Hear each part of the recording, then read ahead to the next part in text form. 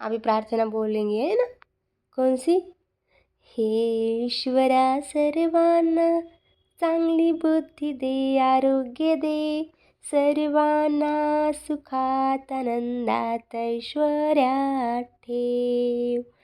सर्वांचं भलं कर, कल्याण कर, रक्षण कर, आणि तुझे गोड नाम मुखात खंड राहू दे.